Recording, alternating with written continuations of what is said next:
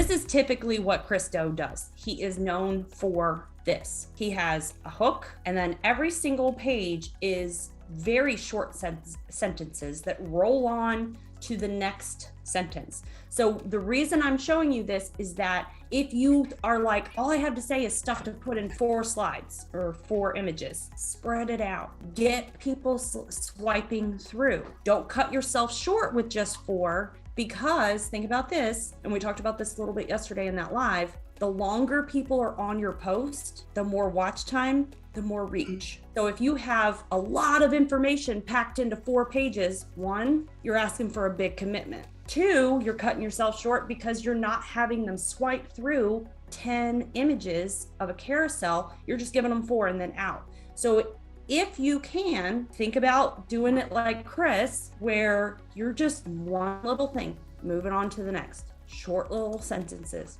So yes, you can do 4 if that's all you think you can do, but I would highly encourage you to spread out your information whenever possible and just have it like a, what is that all she had to say? Here, let me click to see what she said next. Even if you cut off a sentence in the middle, those carousels work very well because people are swiping. We're curious creatures. We want to know, what is the rest of this? What did she have to say? What is she trying to tell me? So get them doing that and use as many of the images as you can, but you don't have to be all fancy and crazy. Look, I mean, he's got his little stuff here because he's got 1 million followers or whatever, and he has a team of people that does it.